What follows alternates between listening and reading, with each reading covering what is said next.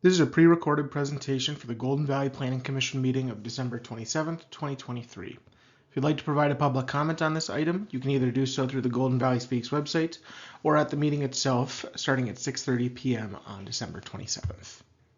For consideration is a conditional use permit number 178 for 7135 Madison Avenue West. The CUP would allow for the building to be used as a car dealership and repair center. As shown in the table below, all uses being considered would be considered conditional in the industrial zoning district. The site is located in the north portion of the city, just south of Madison Lake Road. And as can be seen from the zoning map, the site is zoned for industrial and largely surrounded by similarly industrial in dark gray and light industrial in light gray uses. The property is just under 2 acres total in area. The building itself has a 26,250 square foot footprint. Street access is provided from the north of Madison Avenue West. There's also a secondary drive access for deliveries to the east side of that building. The existing landscaping in front of the building is in good shape and would be maintained by the applicant. However, they have proposed cleaning up some of the rear yard that is a little bit brushy and replacing that with privacy fencing around the proposed storage area. Currently, the site is not considered inflow and infiltration compliant in terms of their sewer system, but the applicant does have a deposit agreement in place with city engineering to correct those issues. This is a view of the building taken from the street in 2020. Here you can see some of that existing landscaping features in front of the building, as well as the drive aisle that is the principal access for the lot itself.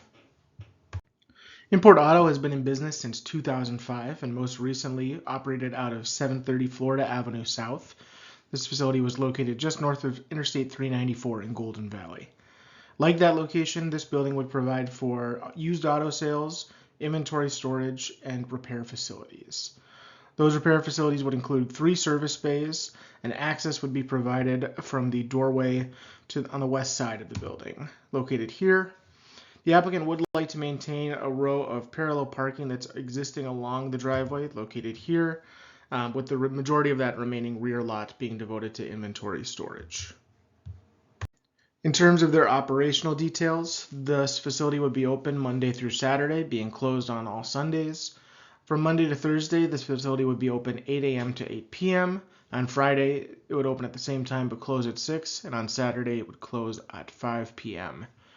Import Auto has 11 total employees. However, these would be staggered into a morning and afternoon shift and generally would average about 5 employees on site at any given time.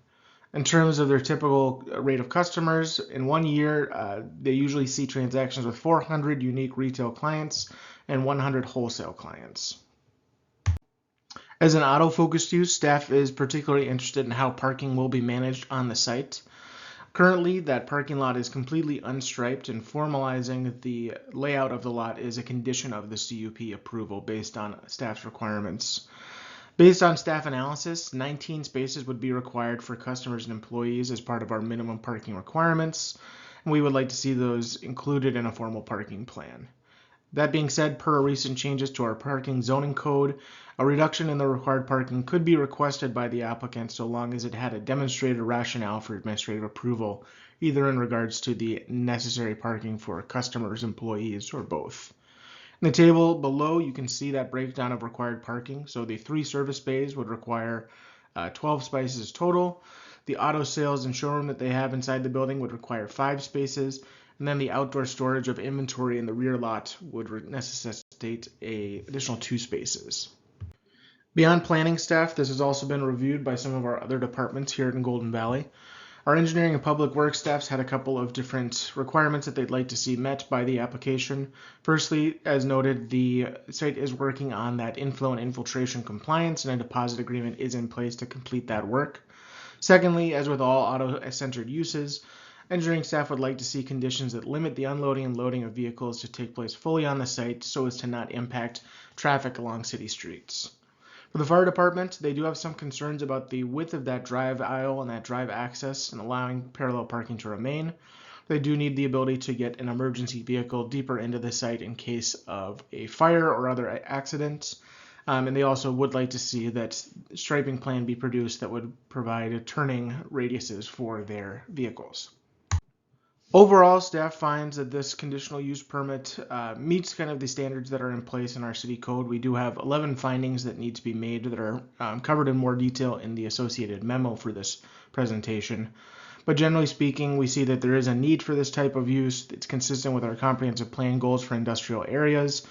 We do not see any impact on property values, no impact on population and density, and no major impacts on general public health, safety, and welfare. That said, we do have some conditional requirements relating to traffic flow and congestion, increases in noise, and visual appearance, which will be covered on the next slide. Overall, staff feels comfortable with this conditional use permit and recommends approval of CUP number 178, subject to the following 6 conditions. Firstly, that all vehicle deliveries and storage of inventory shall take place on site and shall not take place on the street. That no parking shall be allowed within any existing landscaped area.